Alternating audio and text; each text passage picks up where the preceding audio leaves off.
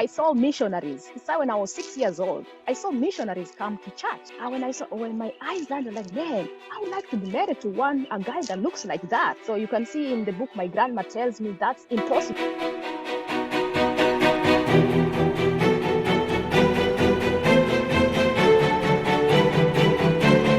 You guys know about the next show, which is Kenya TikTok Got Talent.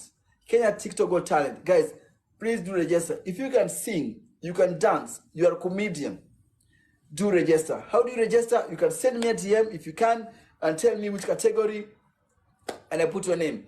We've got a lot of money to be won. This the program is sponsored or supported by people like Farmer, Kuna Sero Kindo. Okay, this is a brainchild of Auka Jr. and myself.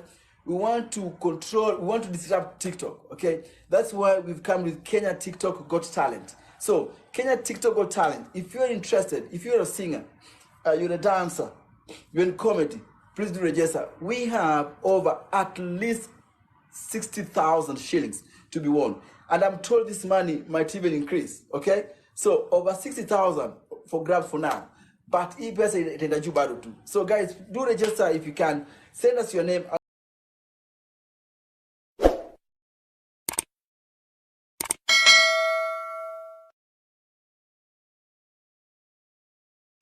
Right, so you're doing this in your garden. Can I go my garden as well? I'll use for my garden as well. Yes, and these are real. People think these are fake. These are real.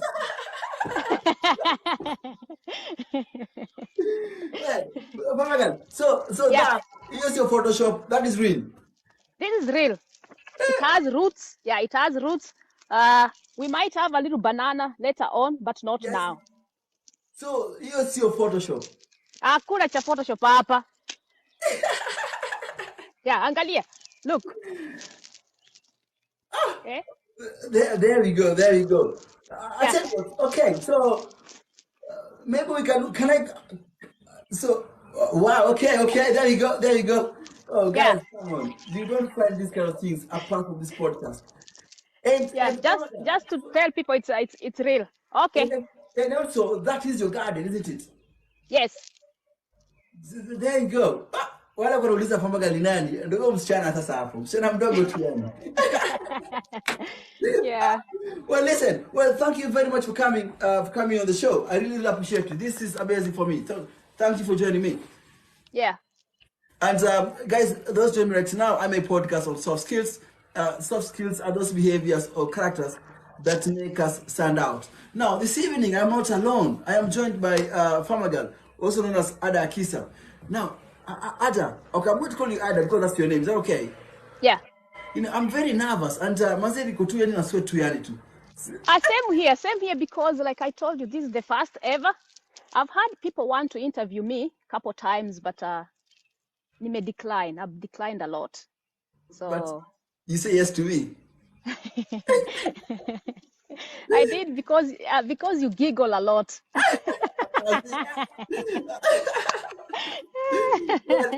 Well, you're talking about giggling, and well, I'll go straight to the point. Guys, listen. Okay. The lady in front of me, Adaa Kisa, has written a book called Kenyan Farmer Girl in America. It's a memoir. We shall talk about it later. But Adaa Kisa, why the name Farmer Girl? Okay, I know what's here, but why? Who came up with that name? Yeah, this name.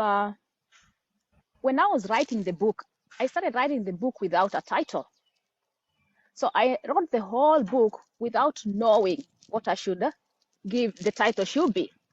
So I sat down and started looking at my life in general and realized there's just one thing that kept coming back and back and back about my life. And guess what that was? It's farming.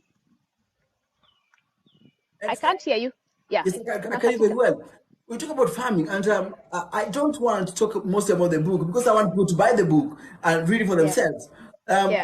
But Farmer, you're very likable. Where is that personality coming from? I mean, when I ask everybody, very few people will hate you. So your personality inatoka wapi yani? Yeah. I don't know if that's correct, but maybe you are right, maybe you're not. But I think me being liked is because I love people. I love people a lot. Generally, I'm a person who likes people more. For me not to like you, utakuwa umenikosea sana. You will have done something very, very wrong. And also, it's not easy. I'm not easily offended. That's true. I'm not easily offended. I believe most people are nice. That's always my slogan. Most people are nice. And I try to be nice too. But that doesn't mean that I can be very bad too. I can be very, very mean if Well, I you tell you step on what, my toe. Yeah. well, I've read your book, and correct me if I'm wrong here. I mean, sometimes we interpret these things. Interpretation can be can be objective. Now, Yeah. you're talking about you were born. You were born by a single mom. Well, your grandparents. Your mother Yeah. gave birth when she was a teenager. Yes. Na maisha haikuwa rahisi sana vile. Yeah, it was tough for her. It was very, very hard. It was extremely hard. I later learned about it down the line because when you're growing up in the village, you grow up there, not even realizing the person who gave birth to you is going through a hard time. You are a child. Yeah, you are a child. You're even growing up starting to blame people on how your life is because of so and so. There's a lot of that. Later on, when you start understanding what this person went through, that's when you start realizing, you know what, that was really hard actually for her. Yeah, And, because and yeah, you my mother, just carry on. yeah, so she gives birth to me. She's like 16. Was this like 16? In a large family of people in the village. So raising me up, as much as you think there's a lot of people to help her, that wasn't the case. Yeah, because this is a child who's born out of wedlock. You Yes. know, when you get pregnant in these families and you're not married, people don't like you a lot. Yes. Yeah, that's what she faced a lot. And you become a nobody. And in the book, you are talking about actually you're not even born in the hospital. When the No. Yeah, right outside there. Yeah. Yeah, sasa kucheka. The reason why I'm asking about that, Farmer, and I'll explain why. So, umezaliwa yani, hata kuna uko hospitali yani tu. So, in today's world, you're like, you're just a nobody. And you're not expected to grow to be somebody. And hata, hakuna na pesa kuna hospitali. Yes. Yeah, you were born there next to the cows, next to the cow dung. No wonder I became a farmer. You've been grown in cows in the garden. So you grow up thinking that your whole life is it's just like a mess. You are born from scratch. It's just like kind of problems. Yes, yes. So you start thinking the problem can be part of you, but that's not the case. They should be. They should not be. So you growing up, did you feel like a life was unfair? Very. I used to feel that way because I grew up with other cousins. Later on in the book, you realize there is a bunch of cousins in there. But this cousin, when you read the book, you realize my mother, the grandmother is there, was not her mother either. So you see all that adding up, and she's raised so many people, and then there is me also. That's an addition, kind of like somebody for her to take care of. So it wasn't really nice. She Yes. didn't like it at start, but she had no choice but to raise me also. And you mentioned there's no dad. Well, you don't. Well, uh, from the book, you don't really know who your real father is. And you talk about your grandfather, and your grandfather was a polygamist. And Yeah. there's a phrase you wrote in the book that whenever your grandfather will introduce himself, he will say, "Yeah, ni mtu ana watu wengi yani." Yeah. You know, men, how they are, those old people. My grandfather grew up to be 97 years old, so he was pretty old.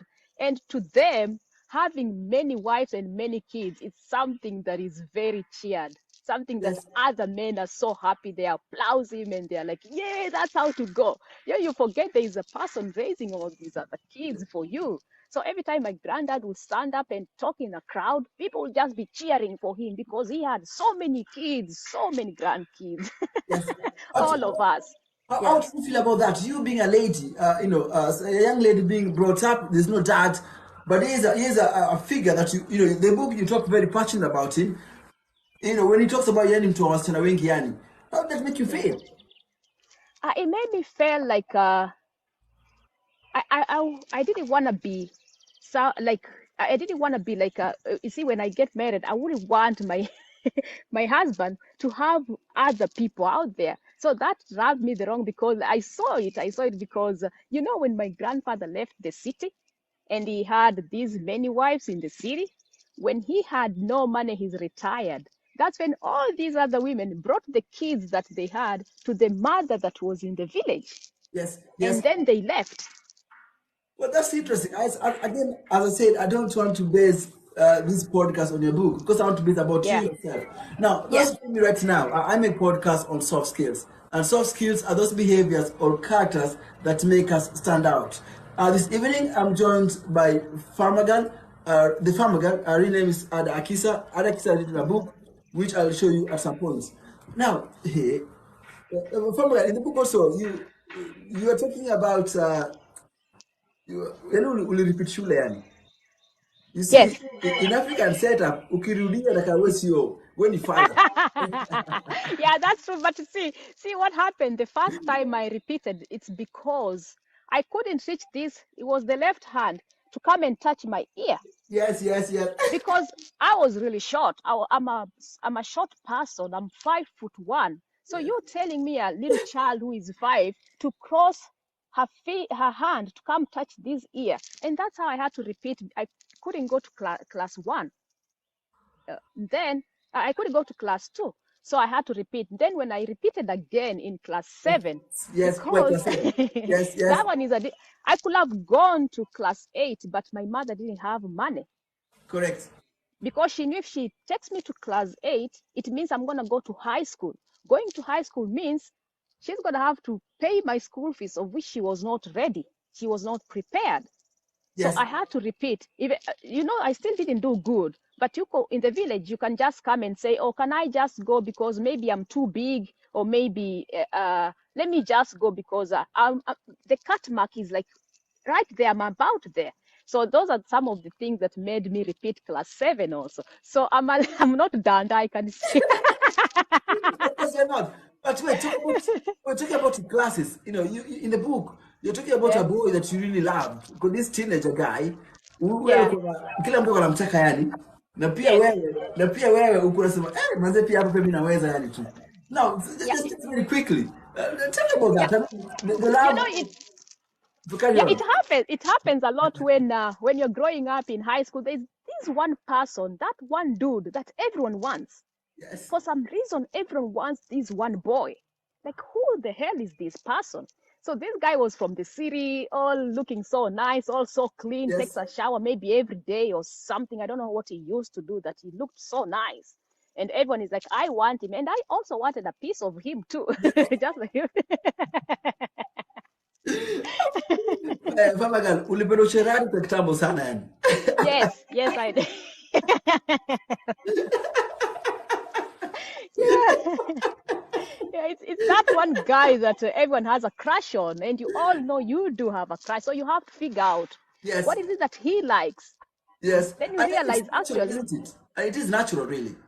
yeah, and then you realize he doesn't even like me because I don't have the big butt, I don't Yes, have the big. yes, yes. But kuna wale wako nakutaka yani, there are those that wanted you that you ignore them because you wanted that particular boy. Yes, that's what happens all the time. You always want someone who doesn't want you, and that someone who wants you, don't even pay attention to them. Yes, yes, So yes, that it happens a lot most of the time, but you can force yourself to be seen. So you yes. can see in the book, I really tried. You did, you did. And Ada, all Eh, this stuff you mentioned in the book, they are very relevant even today's life. Really, you find, for example, the way you grew up, many people would give up. So to mention ngumu tu yani to, yeah. you don't really struggle. Like you stop trying because of your circumstances. What do you tell people that easily give up on stuff? Giving up is not it's not an option. You cannot give up because growing up is how you were raised. What about what you want? Yes, Mm? Well, you can grow up in a poor family. That doesn't mean that you have to be poor. No way, no, no, no. I say no. Because your life, you create your life.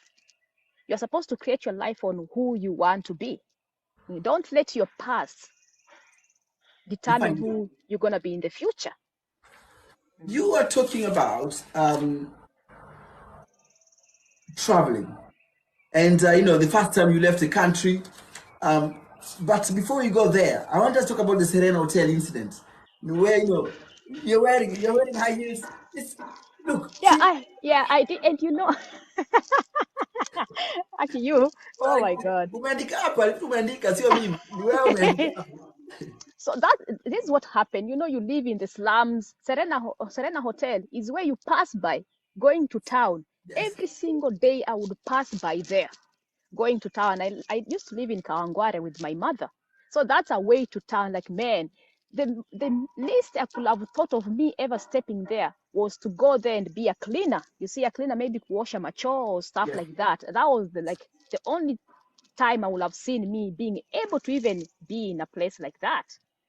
So when I got invited there for that job, I'm like, wait a minute, I am dressing up like to kill, because I don't want them to think, I don't want them to think that I'm coming there to look for a job in there, and for them to tell me we are not hiring. And guess what? When I walked there looking so nice, thinking I'm looking so nice that they want to think, I wanted them to think I'm a guest also. Yes. But that wasn't the case, because you're coming from the slum. Even if you dress your best, someone there think you are not the best. So I was dressed really nice. I had these heels on, not even big heels. Man, I'm starting to walk on those slippery floors. The floors were so slippery. I don't know what the hell, or maybe I don't know how to walk. I didn't know how to walk in high heels so well. So I started walking, and I'm just like kind of sliding on the floor. Like, what's going on here? Hey, that was like disastrous. At least I didn't fall down. I thank God for that. But Ada, that's again things that we follow, or young people go through. You find that because of where you grew up, like umeto Kawangware yani. Can you imagine now from Kawangware to America? I mean, come on. It is like I'm saying. It's don't let your past define your future. Make your future. Work on your future. All these people you see out there, most of them didn't grow into what they have. They built it themselves. Yes. Yeah, wherever you are is just the start. And it gives you a strong foundation. Also, where you grow from gives you a strong foundation. Yeah, you start coming up. Wow. I mean, like that, yeah. Those join us right now, welcome to the podcast. I make podcasts on soft skills. And soft skills are those behavior or characters that make us stand out. This evening, I'm not alone. I'm joined with the farmer girl, Adaa Kisa, born and brought up in Kenya, currently live in America. Now, Ada, I want to talk about personality now, based on experience. The way you dress up. In the book, for example, we talk about this experience. How relevant is today, where you find that maybe some of us don't really invest a lot in the looks or in what they wear. How important is personality, especially when it comes to appearance? Just for example, if someone comes here and at this moment and see me and you, will they even think I'm a farmer? No way, no. They will not. So you can dress up. You can, on the occasion can make you dress up the way you want, or the way to fit in there. See, I came up with the white shirt a few minutes ago when you were calling me. I was just coming home with my muddy boots. Yes. Because I had a project in the morning. So I had to run, go take a shower, remove my boots, my dirty clothes, all that all the way to the head, took a shower, and now you can't tell. I was just out there a few minutes ago. You see, so dressing up, you don't have to, because you are a farmer, you just have to be like, you can't do.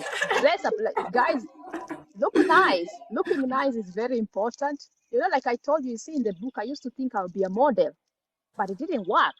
And I used to think, because I want to be a model, because I want to dress up so nice all the time. But that's not the case. They're really not. I can be a farmer during the day, then I can be a model in the evening. Yes. So I do that a lot. I dress up. You see me in the morning looking like a street kid or whatever. Then in the evening, I come dress up to kill. Then you start wondering, is this the same person? See, people are thinking it's not the same person. It is the same person. Kama uko na maji na sabuni, unaoga tu.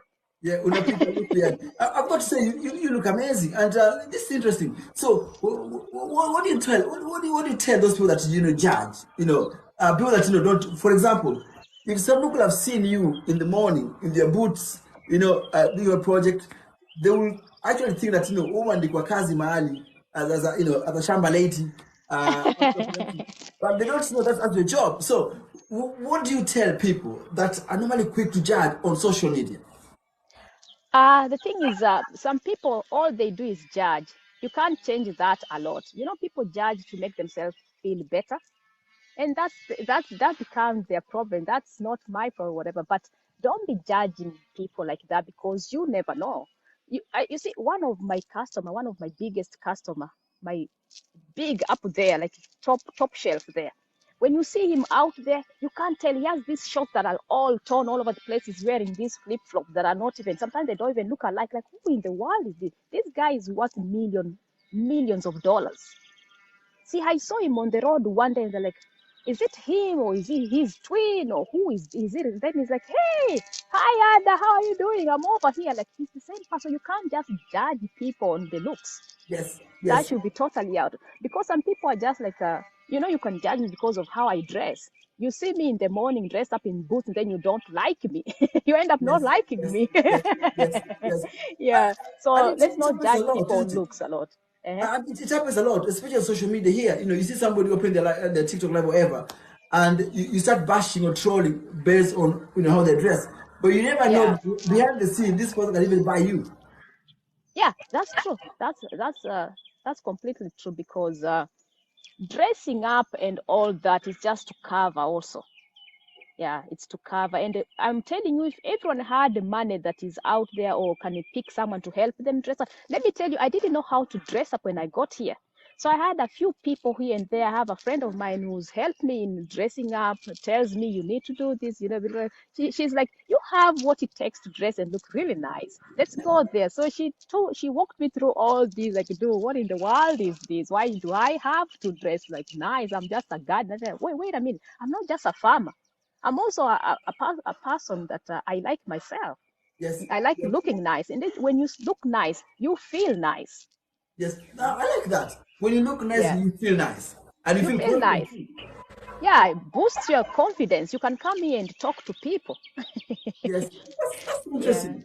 Now, have you ever experienced bullying online? I have, but just a little. Someone bullied me so much, a little bit. But I'm just like, I just have tough skin. I have tough skin. They're like, how could you live? Well, how could you marry to a Muzungu and you go out there to cut grass? That's Yes. kind of BS. Like, dude, what are you talking about? Like, dude, that's really funny. I was even laughing about it. So they thought they were attacking me. Like, dude, I like that. I like how you see it. Hmm? Well, Like, Farmagan, they were saying that my Mubaba is very poor. yeah. I said, oh, that's really nice. So you don't come for him. Well, you brought this yourself, so I'm going to ask. And Eh, again, those that want to know more about Farmagal, please do buy a book. Farmagal has written a book called "The Kenyan Farmagal in America." It's a memoir. Those that live in Europe or America, it's 19 euros at least. The book, she talks about herself, where she came from, talks about her family. Okay, Farmagal talks about how she was born actually, from a single mom at 16. That's when she was born. Grew up in the village. Her mom used to tie her on the back when going to work. Now, this podcast is not about the book, it's about the Farmagal herself. Farmagal, I want to talk about the Mbabas. Umemleta mwenyewe tu yani tu. Hi, where should I start? Well, I don't know. Well, you see, Honor, there's this perception that girls married to white men are going there because of money. That's number one. And number two, they get married to people that are as old as their grandfather. Now, I know your husband, well, I've seen on the lives, ako tu sawa tu yani tu, but so you tell us, ulimtoa wapi yani? Oh my God, that's like if that was like a topic, it would be like a podcast of its own. I It's know, just I as know. long.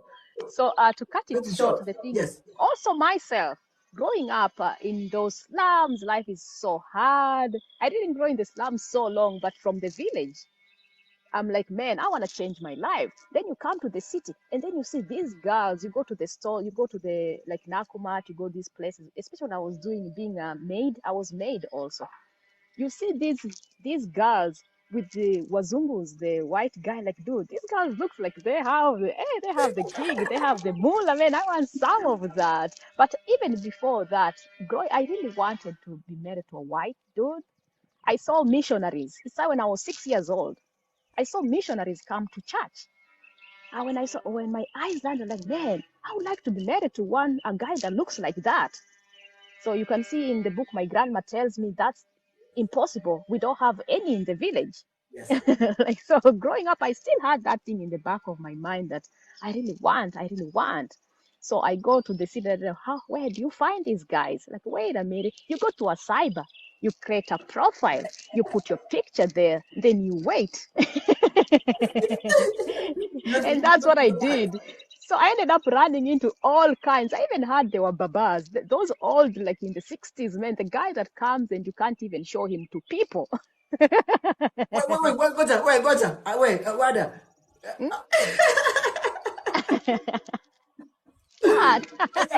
Yani unapata online alafu unaona au hawezi huyu. Yes. And you know, it was back and then it was in 2010. Man, there were so many. Right now, people are, I don't know, they don't have, we had so many because there was a few women, especially as of my color, because for you to even go there and create it was something unspeakable. People are like, oh my God, you are I know. whole. You can't be doing that. But tell me, Eh? this old guy that you cannot even present to your parents or to your grandfather. So how do you turn them off now? I mean, because you're desperate, you want one. I'd had one come from Norway. There was one in the book you can see. I didn't put everyone who came, but to make the book would have been too big. Yes, But there was one who came. He's from Norway. He came to Kenya. He was pretty old. Even after people had prepared and cooked for me to take him, I did not. I did not. I was, I was embarrassed. I'm like, I'm not gonna do that. Yeah. I'm like, no way, no. Watu wamepika, my mother amepika, friends are there to see my big mzungu. Like, dude, yes. propose it. I'm not, and he left Kenya without any of my family seeing him. Sasa unampeleka wapi sasa? Sasa mko tu Nairobi tu yani tu. We were just in Nairobi partying. We were just busy partying with him and my ex-boyfriend too.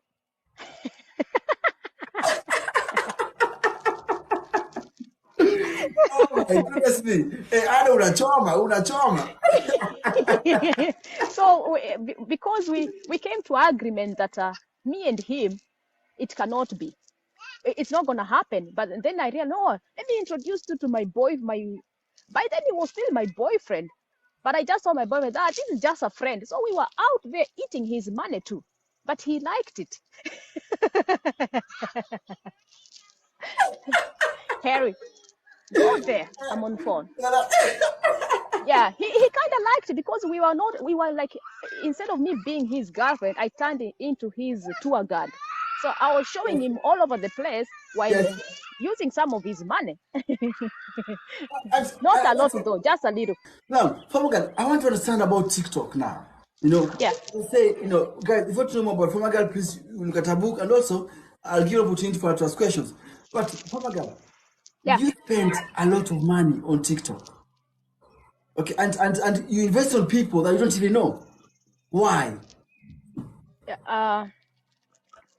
I feel blessed. I can say I've been blessed. And also, TikTok is a place that I can give back other than just the normal village where everyone knows me. It's like on TikTok, I can give back to people I don't know. Also, I like that. It's not about just your family, your village, your chief, your grave digger in the village that you help. We should be open to helping everybody. So, and I think I have a little kind of a weakness when it comes to people's problem. I take them kind of like personally, like they just like gets to me. Yes. Yeah. So, and then when I start thinking about a man, I start realizing I've been blessed and such and a little chunk of little dollars here and there. I realize I don't need it as much as this somebody in the hospital or this somebody who has maybe funeral in their family. So that's what I do. And this has happened all my life where I give a lot. I give a lot. I think that's on my dad's side. I think that's where it came from. You know, some genes just run deep. Yes. They go in the, yeah, they just run deep. My dad is a giver. Mm. The And short time I've known him, he's a giver. And that, for some reason, is what he passed it to me. Like, Dad, of all the things you could have passed to me, you passed me that. but also something else about you is when you give, you don't talk about it. So, for example, and I want to talk about Baby Jason. But before that, I want to ask, like many people came to know you during Baba Mona's funeral. I mean, Yeah. you were very instrumental, and you've never met Baba, you never met this guy. No, no, I I never spoke, did. I spoke to his wife yesterday, Yeah. and I told her that you become the podcast, and she's like, I don't even know this girl. I don't even know Farmer Girl. I want to know Farmer Girl. I want to say thank you to Farmer Girl because we know what you did. So my question to you is, I know you like giving, but you cannot support everybody. So what guides you? Okay, what guides me a lot is I don't just give, I look. I do research. Like, for example, the little child, baby Jason, I don't know if you've seen me campaigning for that a lot. I sent somebody to go look and investigate. And there's just something about a little child that can capture anyone's. It doesn't matter who you are. If there's a child suffering, you all gonna come in. You're all gonna come in. So that one just like, it's just like so much in my brain, in my heart. I've never talked about a case like I've talked about this. So most of the time I don't give. When you see me giving randomly like that, maybe nimekunywa kamnyweso kidogo pale.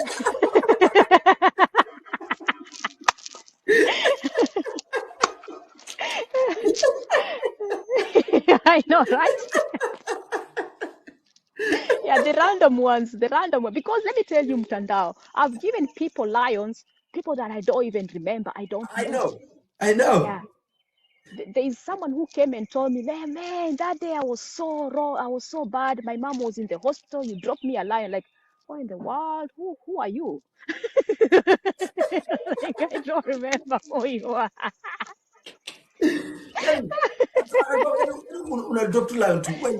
But Yeah, I I don't. want people to understand where this resource, where this money is coming from. Look, let's talk about farming in America. You know, Eh? I want us to tell us again. I don't want to read the book, but I want to tell us. I mean, why farming, Adaa Kisa? Why farming in America? So farming is actually just a side gig of uh, of my business. My business is landscape, lawn Correct. mowing, and stuff. Farming is a side gig. When I got here, you'll never understand the craving you will get for your own food when you go to a different country. And me growing up in the village, everything we ate was from the garden. I craved for this home food so much. And then I realized, dang, I can't get it. So one way to get it is I have to do the farming myself. So I started, what I did was to look for a piece of land of which I couldn't get. Even before I got here, I was planting stuff in plastics, in sacks, and all that. You're talking about your landscape business, and Yeah, farming is just a side hustle. You're saying so. yeah. You started farming because of the craving of the food from home. Yes, and also there's the craving of the food home, and the thing, my fingers, my hands, they itch to be in the ground. I want to do that. You know, when you grow up, you feel like your grandma is being like she's giving you a hard time, sending you to the garden all the time. Then you grow up and realize you actually love it. You like it. That's when I realized, no, wait a minute. I don't have to do it. But Yes. guess what? I'm out there doing it because I love it. I enjoy it. It's like a hobby. After I do my landscape out there, planting grass for people, I'll come home and go into my garden again. So it's because So it's something I love. so you got a passion in it. Yes, It took What's the me a while to reception? realize that. Yes. What's the reception in America? You know, this is a Kenyan guy coming to plant and sell saffloras. What is the reception? Yeah. At first, it wasn't. A couple of my neighbors didn't like that, but you know what? My zone, I'm zoned agriculture, so I can do whatever I want here. I can plant whatever I want. But the people across the street, they are residential, so they're like, this girl here, she's planting stuff and all that. And now, guess what? These are the people I take my things to. Yes, They buy it. yes. Yeah. So and some people will have issues here and there, but you know, I'm planting food. It's not like I'm planting weed. It's a cooler. What about at home? See, because Eh? people assume farming ni wazee, ni farming ni watu wenye hawajui hawachelewi yani tu. But look at you, you're very modern, you're young, you're fresh. So at home wanajua kwamba wewe unalima. What do they say? Oh, they think it's pretty funny, and it's not. It's just awkward and weird because some people are like, oh, we are not even sure she's in America. Look at that garden. Look at that skuma wiki. Like, Yes. dude, it's ground. You can plant it in the soil. There's soil all over the world. So some people are still like making it look like I'm not even in America because I'm doing farming. No, people don't think here we farm too. Correct. Absolutely. And or we assume that the food you Yeah. eat comes from somewhere else. What about your Yes. friends? What about your friend farmer girl? You know, guys you went to school with, you know, and they hear that you're a farmer girl. Wanasemaje yani tu? They're pretty surprised also. I was someone who people didn't know so well. It takes time if you read my book, you start understanding who I am. People Yes. didn't know me very well. I was a games prefect, and that's about all. About family and all that, I didn't talk about it so much. Yeah, even not knowing who my father is. People didn't know. People didn't know. Yeah. And even your peers now, I can see some comments, but like, wow, who the farmer girl? You don't really, like, you don't always come on the camera all the time. Is Yeah. that because you are shy? Kwa nini? I'm kind of, most of the time, when I'm live, I'm working. Yes. Even here, I'm still working. See, I'm going in and out. I have Yes. workers coming and going. So I'm always working. So when I'm working, I can't just be here. So people don't get to see me like now. Yes. Yeah, Yes. they don't get to see me because when I show you what I'm doing and I'm live, I'm in the ground there. You are seeing what I'm seeing more than seeing me. Correct. Correct. Yeah. I've got to say you're stunning. I mean, and you look fresh. You're Yeah. young. Because listen, honestly, Thank you. when you hear a farmer, with the first thing you go, this must be someone over 40 or whatever. But look Yeah. at if you want to know how old Farmer Girl is, so many kitab, you'll be surprised. Let's not talk about that because I want to buy the book, and you guys, you'll be surprised how old that lady is. It's just Yeah. unbelievable. We were talking about your husband, Aja. So whenever Yeah. you give, when you come and give people, anajua and I mean, is that with that? He knows, and he knows some things. It's beyond, like, he can't stop. And before I give, I have to look. Am I going beyond the budget of the household and all that?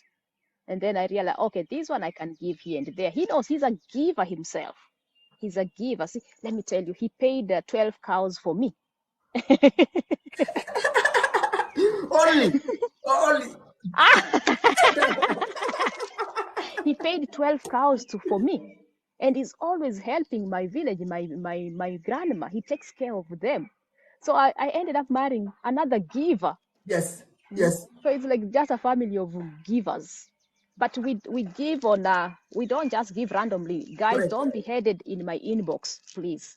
Correct. And I was going to ask, I was going to ask about the inbox, because you give to Nona. Inbox imejaa tu yani. Yes. It's so much that I even end up missing important things because everyone is in my inbox. The trucks is more in my inbox but than on my views. Like, guys, you didn't even leave me a comment on one of my funny video, but here you are in my inbox. That's very interesting, and I want to talk about that because I know just you, most of the givers, people don't look at their contents, people don't comment, they don't share, but they go straight. It's Farmer, please come on my official match, but they don't interact with you. Yeah, Yeah, they don't. They don't check out who I am. You come in my inbox, you pass all of my videos. You've never come to my live. People, you don't know when I go live, I give people stuff on my things. I I know. bring people up there. So it's good. I don't want all of them there also. Well, Because now, it's gonna guys, be too much. well, guys, you know the secret now. You know the secret. If you want to be different, interact. You know, that's how to create Yeah, partnership. Interact with people. Get to know people. Be interested in their lives. You know, share what they do. I think we take it for granted.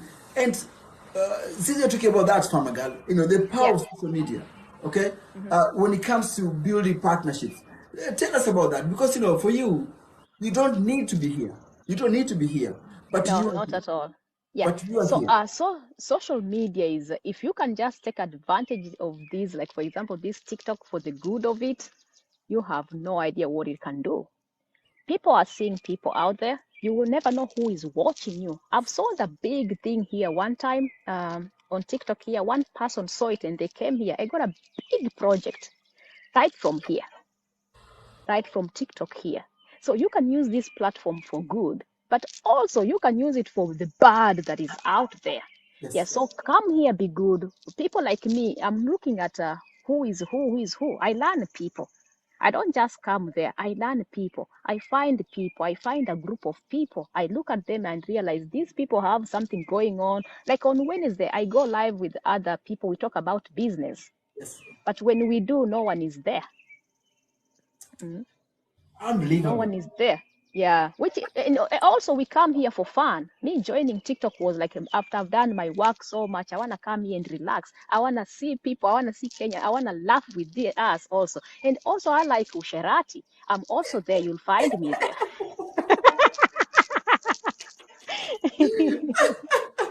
I know. So When talking about Shirati, I know when we were arranging this podcast and when I was with you on the phone, and you yeah, mentioned to me that, you know, sometimes you give to girls who are dancing, and people like, yes, people from a girl, anapenda marasa pia yeye. Kwa nini yes, anapenda I peke do. yake? If you have some nice ones here back there, I'm gonna Yeah. gift. I'm gonna bless you, man. You've been blessed by God. I'm gonna bless you too. Ada, you're such fun. You're such fun. Yeah. Well, have you ever been conned online? Because, you know, as a gift also, you can be a target. Oh yeah, a lot of times, a lot of times. I don't talk about it because I feel so stupid. No, but it's out of other. But it's not your Eh? fault, you know, as a victim, because some of these con people, they master the act and they know how to target. I don't want you to mention names, but if you're being conned, how do you address it? I don't. I just tell you, you know what? That's the last time. You go with that, and you're done with me. Even in the family, there are even cons. Cons are not just here. Even in our own families, someone will come with this good idea where you need to help them. Then you help them. Do you know that helps me a lot when I help you and you don't do what you said? It just means you are out of my list of so many people I'm supposed to be helping. So you've helped me also. Because if I help you once, that's it. If I help you and you don't do what you told me you're gonna do, don't ever come back to me. Come here and say hi to me. How are you doing? I hope you're having a good day. You too. Bye. So you can only con me once. You cannot con me so many times. Yeah. I And get once it's conned happened, only once. it's over. Yeah. Once happened, And it's also over. yeah. So also when you get conned, it's somehow of a good thing because you become smarter. Yes, Because con people similar they have similar way on how they do it. yes, So when you see it heading that way, you know, that one, hey, I'm not going with you. I know where that one is headed. So when you get conned, you learn how this con means, how it starts. Then it's like it gives you highlight of the next con. yes, So yes. me, I've been conned just once. Mhm. And Ada, you mentioned that every Wednesday you normally go live and you talk about business and stuff like that, and Yeah. there's no one there. So They, are you saying that people don't take important things seriously, or we yeah, just don't care? because it's boring. It can change life though. Like what are you with you right now here? It can be Mhm. boring, but we're learning a lot from you. We are connecting. So maybe we are naive. They will look at social media. Yeah, it is. But we have a group of people. People are starting to know it. People are coming. So when we started, it was very few people. We're talking about very important things, how to Yes, build each other, business, and all that. People come, and those people come there. They are really appreciated. Even myself, when I go there, I learn a lot. yes, I yes. learn a lot. So there's information out there that you didn't know that someone else has. How they did it, how they succeeded, how they gonna succeed. The questions that come with all that also. Correct, correct. Now, Mm-hmm. Samuel, let's think about social media, and I want to talk about chai. You know, people that open lives and they start talking or start slandering others or start promoting propaganda. Now, I have seen you supporting these people. I see you on their matches, official matches. I see you going to their lives when they're talking this chai. Mm-hmm. First of all, why do you do that? Like I said, most people are not bad. Always remember this. Most people are not bad. Even that bad person is not as bad as you think. You can't be just so bad. There is a goodness behind everyone. It's just that we've given these people opportunity of being bad and be praised. We are Ah, I see. praising them. So I will go to a live of someone who insulted someone, not because I liked what they say, because there's something good about them too. So there's good in everybody. Yes, yes. I like that. Well, guys, I'm going to open up my guests section. If you have any question to Farmer Girl, please come up. One thing I'll ask you guys is to be polite. It is my responsibility to protect my guest. So if you have any question, please come up. Farmer Girl, I've got to tell you that this is the very first podcast I'm having without worrying what people will say. Because everybody loves you. Everybody loves you. Oh, honestly, kila mtu Yeah, anataka thank kila you, mtu thank anapenda you. tu yani tu. Do you Yeah, feel do you feel loved? Do you feel loved? Do you feel like that? a lot, a lot. I felt loved. I've felt so much love. People are always being nice to me and all that. Also, I posted a picture of me going to have a game, and So so many that people liked it. Like, dude, I'm gonna be borrowing money from you. I'm gonna take your money, and you liking it. when you go to bed, when you go to sleep, Farmer Girl, Yeah, do you feel satisfied? Do you feel loved by strangers? Do you feel that energy? yeah, I feel the energy, but also I feel like there is more I should be doing. Like for example, the case with baby Jason. Yes, Every that one has given me sleepless nights. Budohi, akina Jason, akina Otuoma. So yes, those are the things when I go to bed, I ponder so much about. yes, yes. And these Do you cases of think? people who actually need our help, those Right. cases are the first ones that actually are in my mind before I sleep. So I feel like Now, they weigh me a little bit down, but it's good to know what's going on. yes. Now, Yeah. do you think it's possible to bring Beatrice here, Jason's mom? I mean, because I know. Yes. Please come on, please do whatever you need to do. If you can bring her here, I mean, I think it's very close to your heart, and we want just to say hi to her. Okay, Farmer Girl said she's working, I see, of if you course, of course. understand. Yeah. This is a very good podcast today. I personally learned a lot from her that you can actually be a giver and you give wisely because so many people want to be given things for free. But I want to encourage Kenyans that they should know giving is a secret, which many people do not know. Keep bringing people happier, such people like the Farmer Girl, who can teach us as well as entertain us. She's funny, kind of funny again, Yes, yes, and that is what makes all of us to be happy. At the end of the day, we are all happy, and we have learned something. yes. Yeah, She's I very sharp. personally also, yeah, Okay, I also take care of. I take care of my daughter who has cerebral palsy. I okay, yes, shared with you before, and a disability did not make me become a beggar because I know the secret of giving, and in that, I also help other parents because all of us are not the same. correct. The others also who are going through hard times, And and how they old need is your help. daughter? How old is your daughter, Monica? She's 6 years and 10 months now. I see, I see. And so you are full-time carer to your daughter. Yes, I had to stop working and do business so that I can be around her as well as get something for myself and her. Correct, correct, And so I also help other parents. I go visit them, I take some foodstuffs and diapers. So I agree with the farmer girl that not everybody actually needs your help. Some people will come and it's kind of joke, They are able to do work, but they just want to be given and given all the time. But correct, when we correct. get Yeah. the spirit of giving and knowing that you don't need to be very rich for you to give, just share what you have, and it also comes back to you in other ways. Correct. Now, So let's the go. farmer girl, thank you so much for sharing and for Yeah, standing thank you, in with the Monica. people. Yeah, thank you for standing in Yeah, with the thank people you. like Mama Jason and Yeah, the farmers and people who really need the help.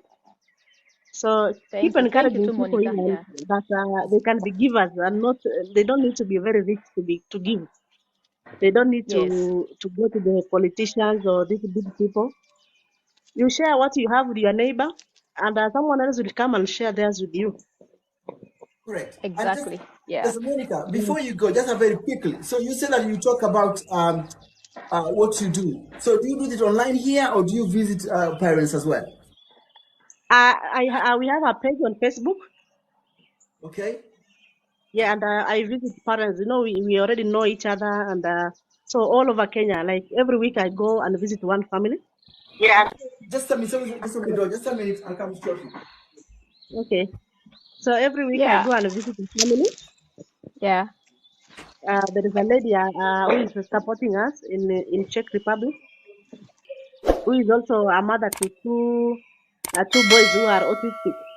Yeah, so we came up as a group of parents with the kids who have cerebral palsy, autism, Down syndrome, dyslexia, and all those neurological disorders. Yeah. We help one another where we can, and we get friends who support us. And we talk and encourage each other emotionally, in materialistic, and everything that is possible. Yeah. That's a good thing you're doing. We need each other, like I always say here, man. We need each Yeah, other. and Mm. yeah, and Because also once in a while, sorry. even us, we were helped. Once in a while, Yeah, someone sure, comes your way and they help you. absolutely.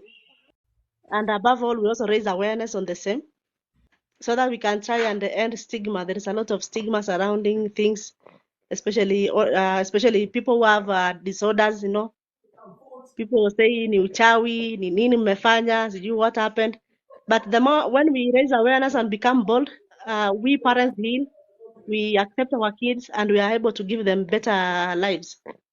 Saying, where we come from, we believe in witchcraft more. So when someone is born with some disorders, we just say Yes, alirogwa, which is not the sure. case. Hmm. Yeah. So thank you for what you are doing. I also wanted to ask you if there is where we can get your book here in Kenya. My book is on Amazon. In Kenya, you buy it on Amazon also, so they will Okay. ship it for you. Yeah, I don't Oh, I okay. don't have the copies, hard copies in Kenya right now, but I'm gonna work on it. I'm gonna work on how we can get some books in Kenya. It's called the Mm-hmm. Kenyan Farmer Girl in America. Yeah, Okay. it's $18 plus Mm-hmm. shipping. It will be more because you are in Kenya. It will be a little bit more. Just the cost Oh, of okay. shipping also. Yeah. Right, Felix, please do come up again. I'm afraid we cannot really hear you. But I think what she was talking about, Farmer Girl, is that Yeah. she was saying sometimes people take advantage of her when she gives. So her question Yeah. is, how do you respond to that? And carry on. You have to figure out who you are giving to and what is the purpose. For example, things like I like people who say I want to start a business because we can come together. There are people who will want to come to you and tell you to pay their house rent. That's not actually going to help. Or you want me to buy you food. I can buy you food today or tomorrow. What about next week? What about a week after that? So giving also, you have to be careful on how you are giving. When I didn't have anything and people are all over me, I turned my phone off for 6 months Wow. to figure out my life before I can help others. You need to take care of yourself before you can take care of others. See, see, that's what I did for me. I turned, no one in Kenya, no one could reach me, not even my mom, not even my dad, everybody, because I needed to focus on me and my family. I needed to build myself. I needed to build my family. Because when you get to build yourself, you get the strength to help others. Help yourself before you help others. So look at you first. Even if someone comes here and tells me back then, ati ameanguka kwa choo tumlipie pesa atoke, I wasn't gonna do it. Wow. Because I knew it was time to take care of myself first. So you give other people, also people who are asking for help. Make sure this person you're asking for help also has taken care of herself. Yes. Yes. And the thing is, people who want to take, they don't know, and they have no limit. That's interesting. Just following on that, this morning when I was promoting this podcast, Yeah. Gabriela girl came up and she was talking to me about how she has nothing. Like, she lives outside Kenya and every money she gets, she sends them home. So she was telling me she's been out of the country for about, I think it's almost 2 years, under 2 years, but she has Yeah. nothing to show off because That's it. all the money she gets, she sends them back home. So are you saying that sometimes it's good to say no to family as well? Say no. Turn your phone off. Funga kila mtu. Block everybody. Because let me tell you the truth. Those people who are home, they will never die because you didn't send them $2. They Yes, will be yes, fine. They will be fine. So what you do, when you get here, when you go abroad, the first 2 years are so hard because those 2 years, those are the day. And also when you get here, you think like, I'm going to take care of everybody. I am the hero. I'm going to take care. It will crush you. It yes, will finish you because you get here, you need a car. You need to pay rent. You yes. need a lot. And people back home, they don't understand. So if it comes to it, turn your phone off. Block everybody. You will unblock them. Watch them through Facebook. Watch Yes. them through other places. Waangalilienge to make sure everyone is fine. Or get Yes. someone who will. For example, me, I got someone who would tell me if my mom is fine. Because I needed to know while I've blocked everybody. Yes. Kuna mtu aligonjeka. No one. In the 6 months I blocked everybody. Hakuna mtu mgonjwa, hakuna mtu alilala njaa. Now Yes. tell me. Then when I had able to figure out my life, my foundation is good, nikafungua simu sasa. Then When you're taking of yourself. Hi, how are you? I'm very well. Thanks for coming up. Where are you calling from? I'm calling from Berlin, Germany. Okay. Wow, good. Yes, hi, Fabagal. hello, how are you?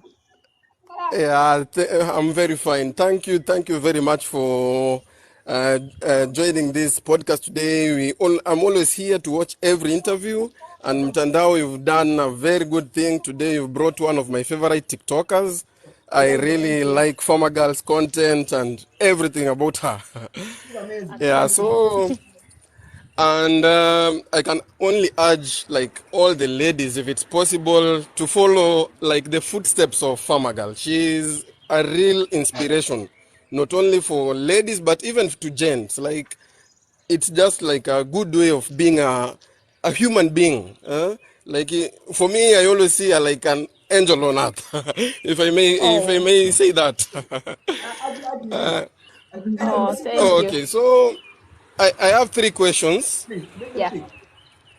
Okay, the first one is Farmer Girl, what inspires you maybe like to wake up every day? Because maybe to the outsider's eye, maybe we see you as almost this perfect person who maybe no have problems and everything like that. But every day we see on your life, you wake up, you strive to almost get better and better. So what inspires you? Yeah. So that's my first question. Oh, Yeah. okay. Just So okay. I'll answer one by one ndio nisichanganyikiwe. So Okay, every okay. day Thank you. I go to bed. I thank God. First of all, I thank God. I was even able to see the day. I was able to see the day. I was able to take care of my family. Even if everything didn't go the way I wanted it to go, I start by thanking my Jesus for making me be alive at this particular moment. That means a lot. We might take that for granted, but it actually do mean a lot. I'm alive. I can work. I have the energy. I have my legs. I have my hands. You see? So that's an inspiration by itself, the fact that I'm able, I'm healthy, and all that. Then another inspiration is that I realize people out there like me, people love me, people need me. So that adds to that also. I go to bed happy. I go to bed happy. Even if the day didn't go the way I wanted, I realize I actually did something. I did something. Maybe I made someone happy. That makes me really happy too. Or I talked to somebody. Okay. Those. And the second Thank question? you so much for that. If okay, to my second question is okay. As human beings, as I have also said, we see you as this perfect person, or maybe let me talk for myself. I don't know others, but of course, it's a general thing that Farmer Girl, you are liked on TikTok. So Yeah. maybe what's your weakness, if I may say that? Because we all have strengths and weaknesses, even if it's Okay. one or two. I have one weakness where I give a lot. That one you can tell. I give a lot. I don't know if it's a weakness, but it's something that I cannot help. I try so much for that. And also, I love easily. I love easily. I can love a person who people don't like, and you'll see me there with them. So those are Okay. some of the things that I realize it's actually engraved in me. Okay, okay. That's Okay, thank you special. for that. Okay, my last question. Yeah. Okay, my last question is okay, in TikTok and I don't know, maybe your personal life, maybe in maybe another organization there, if you are maybe also a leader somewhere, but my question is, have you ever thought of entering elected leadership positions, maybe such as vie for something like senatorial or county levels or Just anything? politics. That one actually, I've never thought of it. I don't think I would like to be on a seat somewhere because, as you can see, people when they go vying to be leaders, they start very good, but we've seen very few people who've come back. So I think there's something about politics that end up changing people of who they were.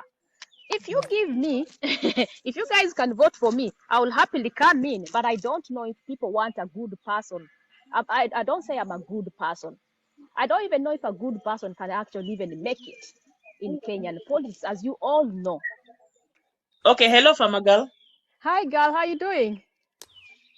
I'm doing great. So we met on social media. So I will ask you two questions. So, Yeah. Farmer Girl, what is your greatest fear?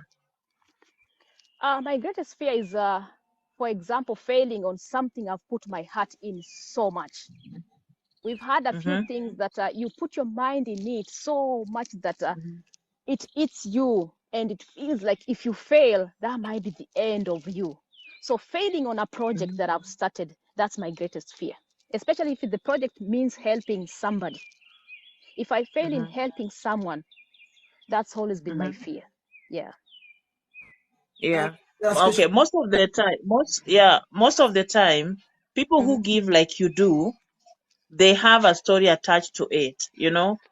Yeah. Either, and then now I know very well you're married, right? Has it Yes. ever, your nature of giving, has it ever affected your marriage? Or are you married to a philanthropist as well? Uh, it's not affected my marriage because before I come Mm-hmm. there with these coins, I look at my family's Mm-hmm. budget. Am I digging deeper? Okay. Is my husband aware? So he knows. He Mm-hmm. knows when I'm giving, I've Oh, given this. Yes, he knows. So because it's money for the family okay. also, and it's money that even if I give you, it's not Okay. going to affect how we living my Mm-hmm. life. So I'm not going to give you if I don't have Mm-hmm. it. Yeah. That's Or if I That's interesting. don't have, nice. yeah, Mm. I'm not going to give you if I don't have enough for me. And I've done that in a way that I can live for 2 years without a job. So if I'm Mm-hmm. going to give you, it's extra for 2 years. I've looked at my life. I can live comfortable for 2 years. So I have 2 years covered before I give you the $2. Hi, Beatrice. Beatrice, can you hear me, Beatrice? Hi, Hello, hi. Oh, Hi, finally. Beatrice. Hi. Well, thanks for welcome, coming up. girl. I Hey, know how are you Mambo ni mengi doing? tu. I'm good. Tuko poa. And you guys, how you doing? We are fine, thank you. We are fine. Beatrice, the reason I brought you up here is because you want to know more about baby Jason. I mean, it's a story that not many people talk about, and I think it's worth, bringing that to the media again. Beatrice, come on, Skiza. Baby Jason was born at 40 weeks, alikuwa tu sawa. My son got sick when he was around 2 to 3 months. And that was the time the babies aliturn yellow. But ilikuwa slight jaundice. So unajua zile stori za wamama watisha mtoto jua, peleka phototherapy, Yes. kwa phototherapy, ile jaundice haikuisha. I go phototherapy for a whole week, but the jaundice haikuisha. Akafanywa some test, wakasema bilirubin zake ziko high. I had to look for a pediatric doctor. Juu niliona huko sisaidiki. Nikatafuta pediatric doctor, akaniambia turudi na yeye general hospital, achukulie kesi ya mtoi. Sasa ndio alianza reveal for the baby, akadiscover baby ako na biliary atresia akiwa 3 months. He discovered my son has a biliary atresia type 3 when he was 3 months. Akaniambia you need to go to KNH, the baby needs kufanyiwa surgery inaitwa Kasai procedure, but I don't know kama watamfanyia juu it's a bit late. Kukuja huku surgeons wakasema it's already late, hatuwezi fanya hiyo surgery, inafanya kwa between 60 days after birth, and inakuwa ya ku life up to 5 years. Uko ukijipanga utafute do ya liver transplant. It's a waliniambia organ haikumachua during pregnancy, and huwa inatolewa kama hiyo, alafu wanaunganisha somehow ina boost life ya mtoto up to 5 years. Mnakuwa mkijipanga, mko mmetafuta do ya transplant. So wakaniambia for now the only solution with your son has survived, he needs a liver transplant, and apparently in Kenya we don't do a liver transplant, we only do kidney transplant.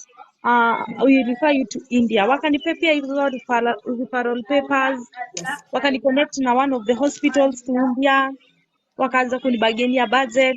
Juu ilikuwa walikuwa wameniambia 40,000 USD, but agent wangu mwenye nilikuwa nimepewa akatry kubagain, ikafika up to 36,000 USD, and wakakwama hapo. We tried to look for another option, nikaenda Aga Khan hospital nione pia wao hospitali wao wako na hospitali India. They charged me more, they charged me $42,000. $42,000. Nikaona hiyo iko juu sana. I went to So Aga Khan, so Beatrice, just I know. Listen, I don't want to take much of your time to depend on. So are you saying Aga Khan could do it, like because of money? Aongeza sasa. So Aga Khan in India. I see. In India, right? Okay. They have a hospital in India. They have a hospital in India. Right. And they charged me more. Yeah. So ever since that, baby amekuwa msick, tunakuanga hosi in and out. Anafanywa wote liver functioning tests. Unaambiwa akisha stabilizewa wanakwambia enda home, wanatuambia unajua sisi tuna stabilize tu mtoi juu hawezi angalia mtoi akipass, na huwezi kaa tu hivyo ukae na yeye akiwa msick. So you try your level best. Mpaka sasa hapo mahali sasa sisi tunamkuweka tu like kumweka uhai. Huwezi angalia mtoto tu hivyo, but the more baby anakaa hivyo, zile madawa zinazoea, and they won't do kuna time itafika hazitafanya kazi. Yes.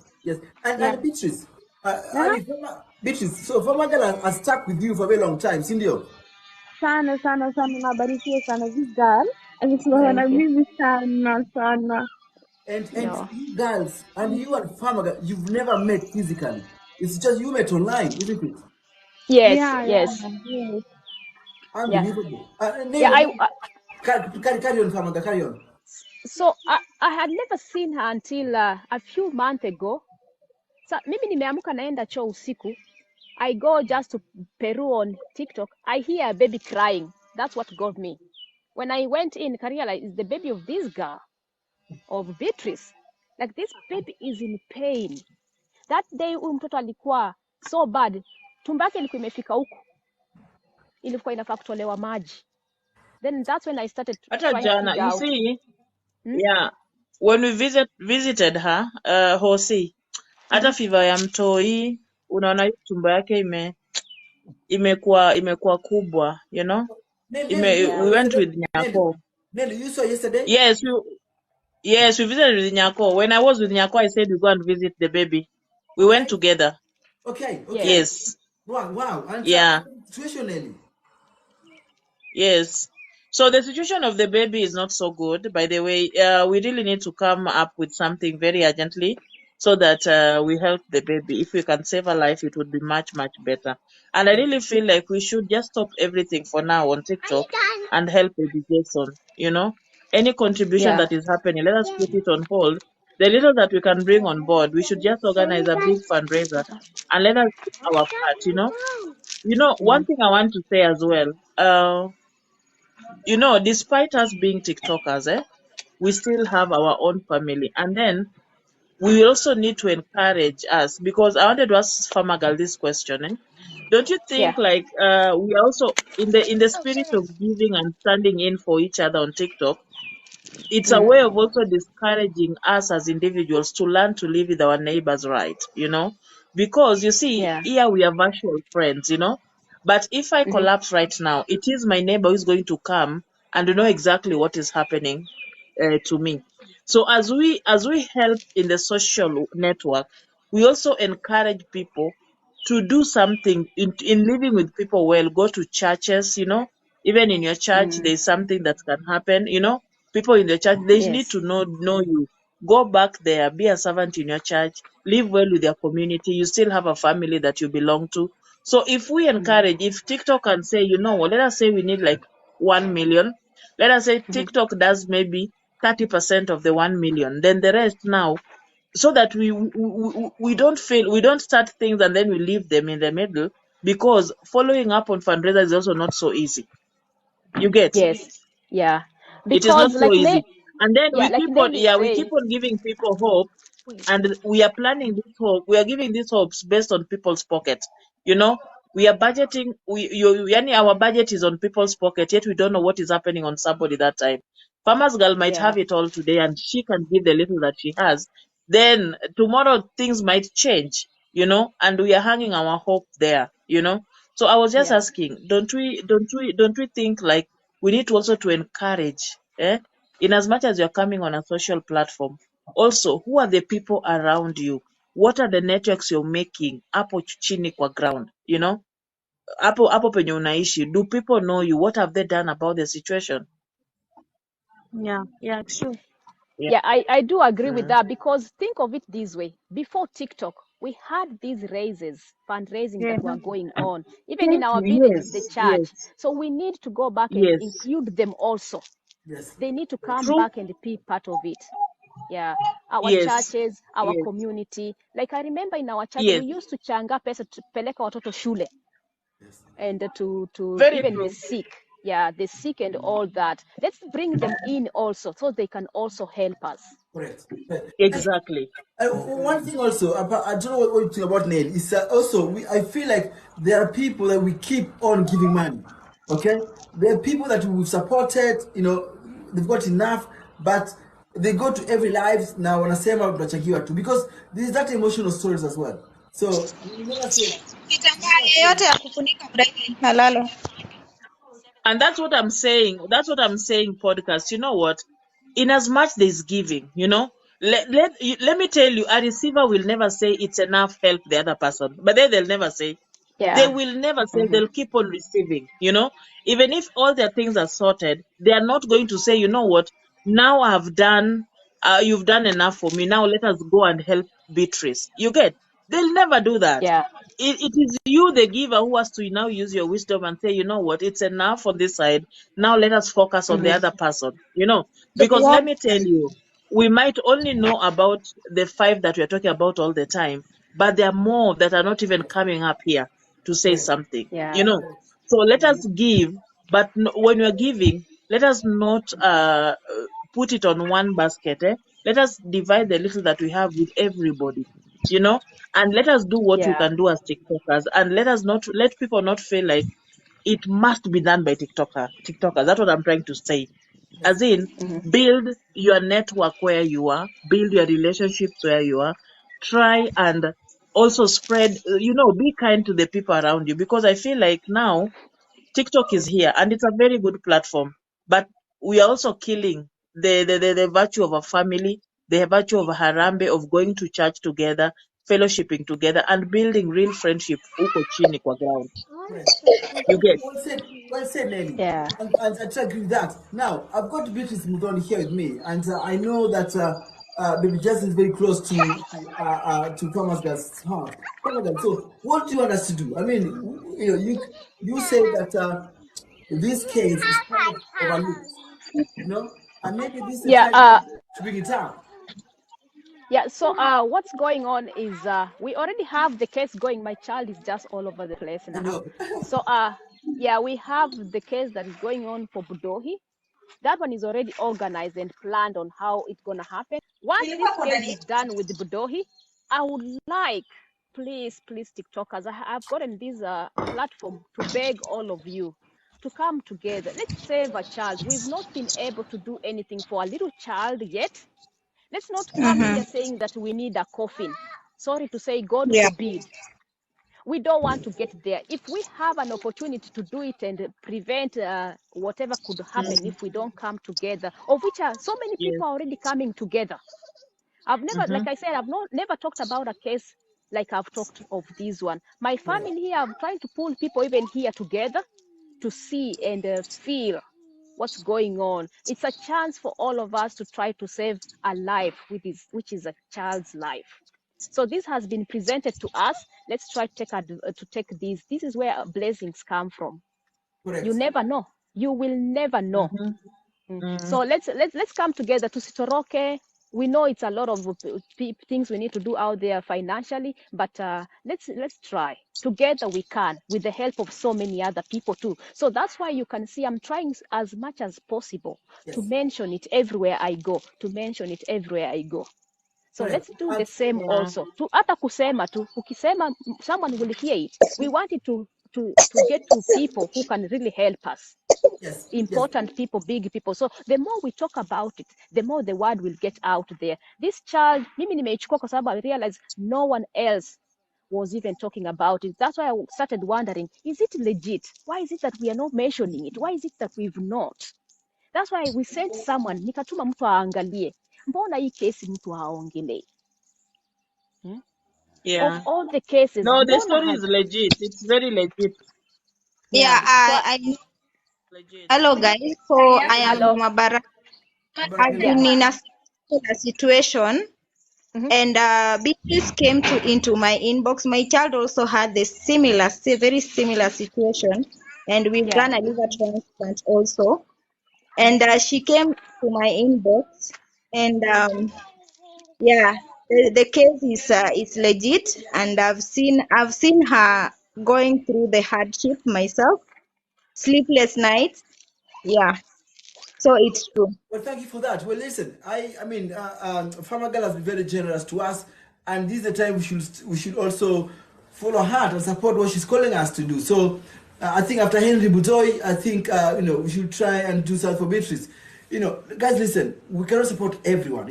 Every case that we get on inboxes, they're legit. But we cannot support everybody. But for those that few that are lucky enough to come to our hands, tusichoke tu, yani mambo ni mengi tu, lakini tusichoke. And then also okay, you guys, sometimes you should understand. I've been in this situation and I understand. Mtu akiwa in that state anakwanga, sometimes you can even run into depression. So sometimes usimrushie maneno. Mrife hapa anasema aliblokiwa. Maybe you said something yenye affect emotionally. So that's why maybe alikublock. Not sio kwa ubaya. Mtu kwa into depression. If at all you can wear her shoes, you can understand very well what she's going through. Absolutely. Well, Baraza, thank you very much for that. Beatrice, Thank I know that ni usiku pia uko na mtoto. Thank you very much for coming up, and really nice meeting you, Beatrice. Yeah, you can Mtandao. Hello, hi. Thanks for coming up. I'm sorry for keeping you waiting. Anyway, question to the Farmer Girl. Yeah, it's okay. Thank you so much for bringing me up. I just have a very a question to Farmer Girl, yeah? Yeah. Where can I get Farmer Girl's book? Can I get it on Amazon? Yes, it's on I'm in Amazon. Germany. Yes, you'll get it. In fact, you will get it on Amazon. It's 20 shillings, $20, $18 somewhere there, Mm-hmm. depending with the exchange rate. It's on Amazon. Yeah. It's called Kenyan Farmer Girl in America. Kenyan Farmer Girl in Amazing. America. Once you read this book, you might want to interview me again. I'm telling you, so many people have wanted to interview me, but I'm always scared being on camera. I don't know how this one got me Yeah. here, though. Yeah, yeah. You're doing amazing job. You're doing amazing job. I love it. And Thank you. Tandao, good job, yeah? Well, thank you. I paid a lot of money, I tell you. I paid a lot of money to have Farmer Girl here. I know. No, that's a true Yeah, joke. yeah. Yeah. It's That's amazing. Yeah. It's amazing. I love it. that's a I'll joke. purchase it, Farmer Girl, yeah? I Thank you. tell, Thank you. I'm a big Yeah, fan. I'll purchase it to even whole of my family should read it. I tell you, Thank you so you much. know, Thank you. Sid Mruka, you will not regret it. I've read the book Yeah? myself twice. You will not regret reading Okay. that book. I have read it twice Thank you. myself, and it's a And very, very good book. And everywhere I go to, I talk about it. But Uh-huh. thanks for coming up. Thank you Yeah, very yeah, much. I'm Actually, gonna buy it I've for not read sure. your book. I need to read it, but I still have 2 books that I'm reading. Sometimes and then I'll get the book. Na hapa Kenya thank you. tunaipata aje? Thank you. Is it on the shelves? No, it's not in Kenyan shell, but it's on Amazon. They'll charge you a little bit more, but itakuja. Yeah. I'm gonna Actually, try to Oh, find a okay. way to get it to Kenya. I am gonna try to find a way. Lazima Kenya, because this is our book. It's a Kenyan book. That's why I call correct. it Kenyan. Yeah, What because if it's you for give it all to of us. somebody who is traveling to Kenya to bring Anilete? Yeah, That's I can possible. do Yeah, that. Yeah, I possible. That's, can. I've been doing that actually. I've been sending anyone who knows somebody na peana zinaenda, and I sign it. Na peana correct. zinaenda. And everyone in the comment section, you've been really nice. You've been pampering me with the good things, how beautiful I am, and all that. Asanteni san. I've not been able to answer, but I can see them. So keep the good things going. You know, this is what encourages us. When you come here and say someone looks nice, it's actually so nice. Yeah, it feels nice. You know, leo sijaona mtu amenitusi Yeah. akiniambia sijui nini. Yeah, but if you have a little matusi, it's okay. Unaweza nitusi kidogo tu. But I can tell you, some people are saying that they've never seen your face. And guys, if you read the book, you will know how old Farmer Girl Mtu is. mwenye anatutusi ako na uchawi. Which is, I can take You some don't too. Yeah, I deserve can take some. matusi. I tell you what, guys, Maybe you will. Maybe No, you will no, after no, you no. read You my don't deserve any. after you read my book. After you read my book, you'll come with something Yeah. else also. oh Yeah, yes, I oh didn't yes. portray myself in the book as the angel, as Uh, Mtandao has not. no, Yeah. Yeah. no, she's not an angel at all. I've read the book myself, guys. Kuna vitu Yeah. ambayo ameandika hapa hivi Ah, sana okay. vitu sana. So, Yeah. guys, please go and buy the book. And what will surprise you is how old Farmer Girl is. No, but seriously, because when you see Farmer Girl, we identify ourselves with, She's young. I think she's kwa reality. 20. Reality. Thank you.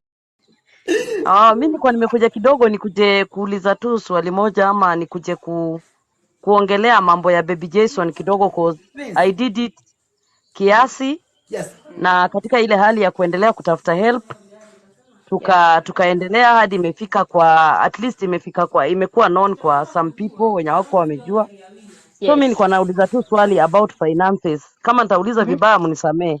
Lakini for Uliza. me I just want to ask a question about finances. Is Yes. there Yeah. a way kunaweza kuwa na mtu mzuri ama yani somebody who can manage finance for Baby Jason? Yani Baby Jason tuko na haja aende India. Si ni ukweli farmers girl? Baby Yes. Jason ifai atibiwe Kenyatta because of condition yake. Walisema huwa anaenda Kenyatta ili watoe maji kwa tumbo, but the That's baby is true. supposed to be treated in India. Yes. So Yeah. the money that is needed is like 4 point something million.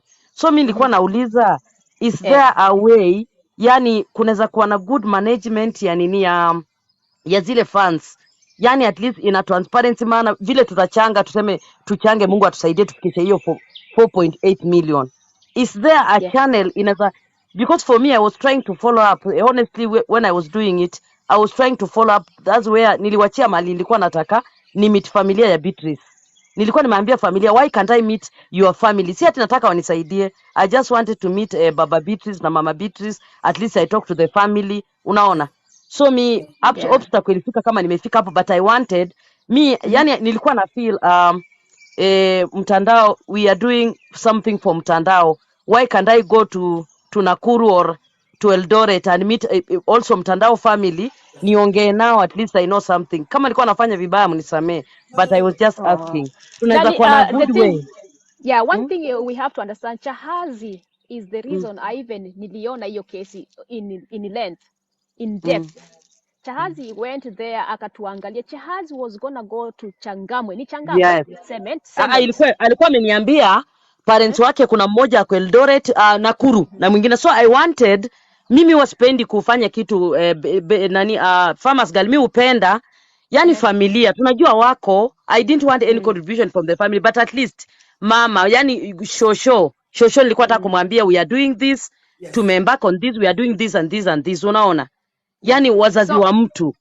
Yeah, so kuna now that we can do that, we need, like you're saying, tunataka kama kutakuwa open vitu kama hizo, we know what's going on, kwa sababu najua there was mimi nilikuwa nataka niende, mimi I'm ready to sacrifice, niende pia ni meet familia, unaona. So umejua when we do this, people are asking me what is what are the family saying, you know. I have to know Mama Beatrice, si vibaya farmers girl, I have to know where Beatrice comes from. I have to know Beatrice Ukana. And you know, when mtandao ask me, Chahazi, how is Mama Beatrice doing? Maybe hata huyo ni mama amepigwa na stress kwenye yuko ajili ya mtoto wake. I have to encourage this mother and tell her, no, we got Beatrice now. We are doing this and we are doing this, tuna proceed hivi. Si ni ukweli? Si ati nilikuwa naenda kutafuta parents wa Beatrice tupate ninio. So I don't know what happened, but as we are here, we can see the baby. Sisi tunaona mtoto. Whatever is behind the curtain between the family or whatever, sisi hata hatutaki kujua sana. Our point is to try. Our India is to try huyu mtoto haende. Sasa hatutaenda kuangalia sana. If they don't have good whatever back there, hiyo sasa si shida yetu. Shida ni huyu mtoto mwenye tunaona hapa. We want to be able. Our focus is on the child. Yeah, our focus is on the child. Yes, yes. So kama familia wako na watu wana mambo zao, lakini sisi tuko na mtoto. Sisi so my issue, mimi my issue is we are working towards baby Jason aende India, sio baby Jason arudi Kenyatta. Are you getting me, farmers girl? My concern is tukifanya hivi, mimi nataka at least mfikirie pia a good manager, a transparent person, a transparent soul, atusaidie pia kushikilia hapa to make sure huyu baby Jason tukishamaliza hii story anaenda India, si tunachanga aende India. Sini ukweli farmers girl. Another thing, Chahaz, when we start involving so many people, ndio tunalitanga shida tena. So we have to be very careful also. Ni akina nani? Do they have good intention for the child? Ni kuongea tu na mamake vizuri, tutaongea na Beatrice vizuri, tumencourage. Pesa ikitoka round hii, wacha tuone akiwa on the go, mtoto aende India. Farmers girl. Yes. Huyu mtoto tuongee na Beatrice, ongea na Beatrice, umencourage tena. Pesa ikitoka itoke, si tunataka baby Jason aende India. Okay. Yeah, we are on the same page. The same page is to help this child. That's India. What we are doing. Yeah. Yes. Mother, have a point. Yes. Mtandao, I'm telling you again, I'm telling you for a million time. Mtandao, whatever you do, we are doing this. We want baby Jason to go to India, Mtandao, not at Kenyatta Hospital, Mtandao. Hope you've gotten me. Queen Sarah, I've seen you, Eva Sarah, Ukindo, I've seen you somewhere. We are working toward baby Jason and India. Absolutely. And India. Yes. And Chahazi, your points are relevant and they're valid, and I support that. Yes. Thank you. Yeah. Thank you, Mtandao. Thank you. Family must be involved. They must know what we are doing. Thank you. So Chahazi, you utajitokeza utusaidie. You said mimi niko tayari. Mimi niko tayari. I was on it. Mtandao, let me tell you this, Mtandao, sometimes when I come here, when I was doing it, people were asking me, what about the family? Sometimes when we do this thing, we don't want anything from the family. Mtandao, the family is not okay. But even if your family is not okay, Mtandao, it's good for me to talk to Mtandao's father. You know what, Mtandao father? I love you very much, Dad. I'm doing this for your baby, your grandson.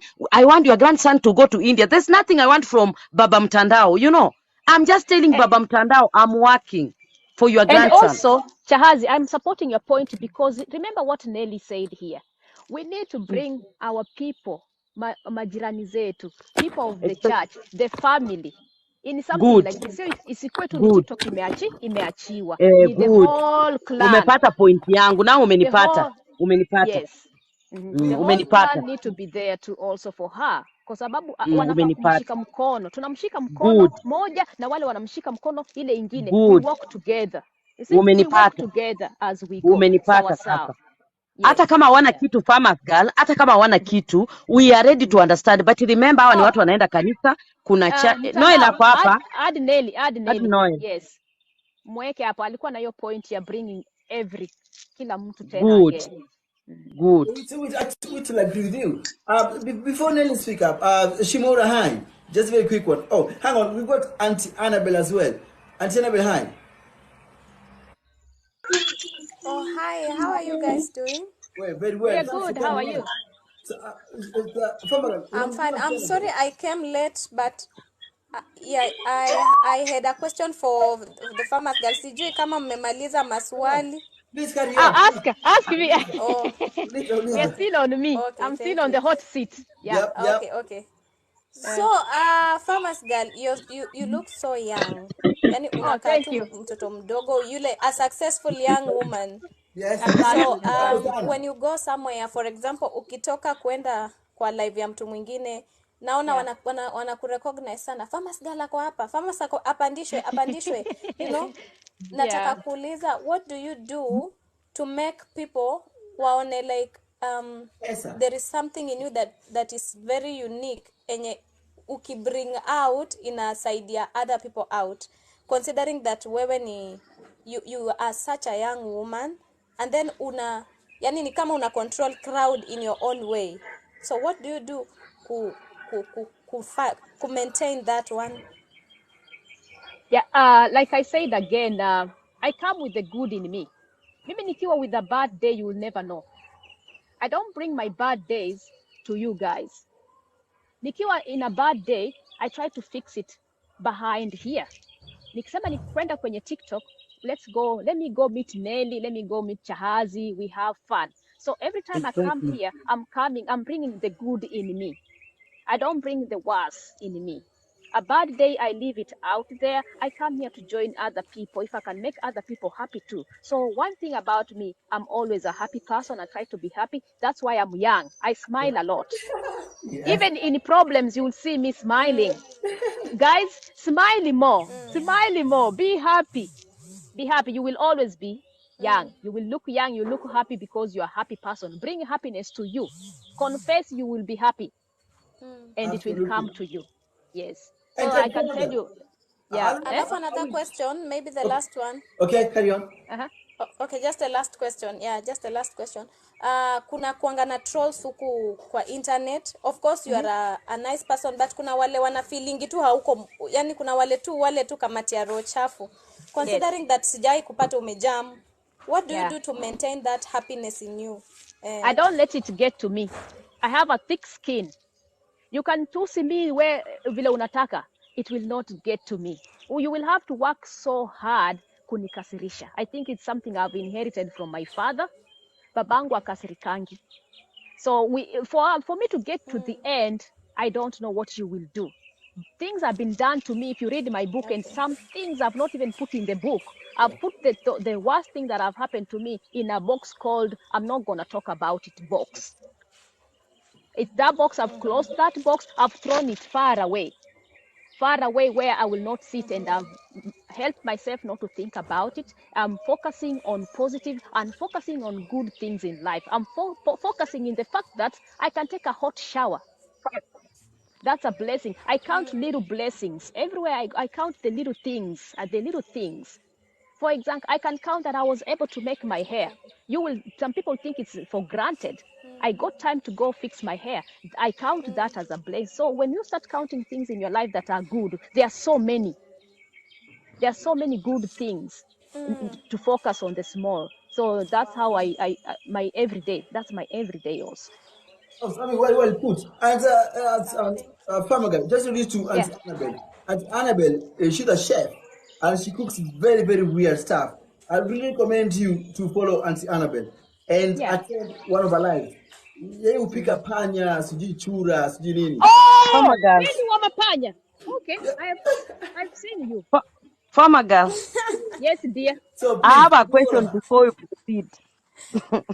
Yeah. You post very nice videos. But why do you close the commenting area for people who love you like us? We wanna say nice one, what, but you close the comment area. Why?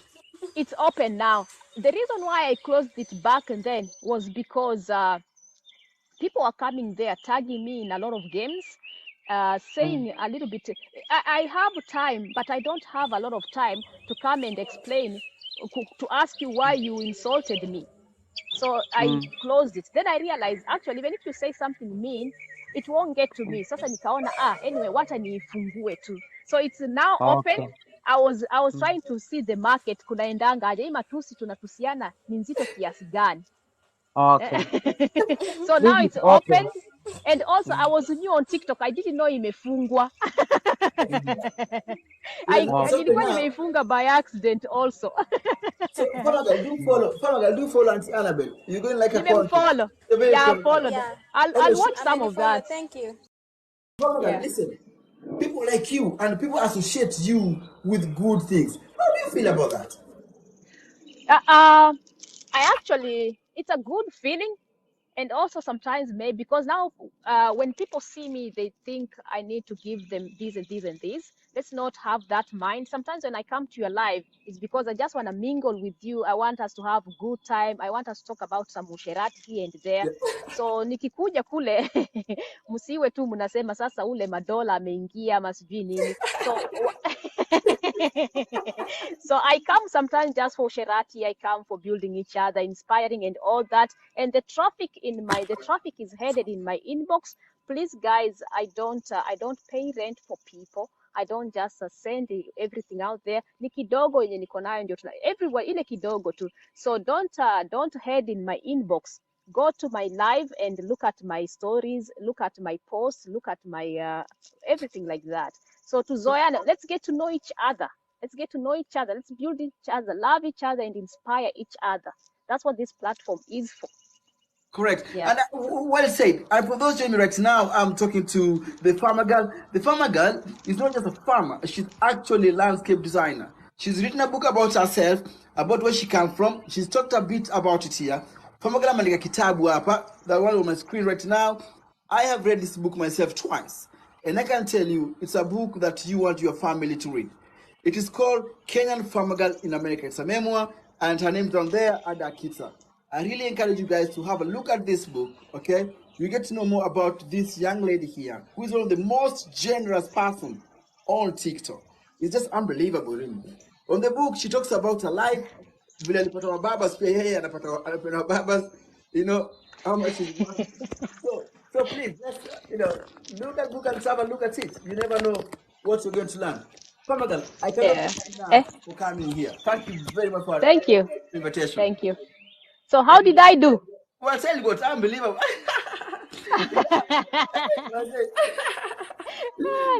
Thank you. Yeah, it's been. I think you've just opened ways for other people to interview me because, like I told you, I've always said no because I'm nervous a little bit and I feel like I have no time and I feel like no. What do you want to know? I'm just a farmer. What do I have to tell you?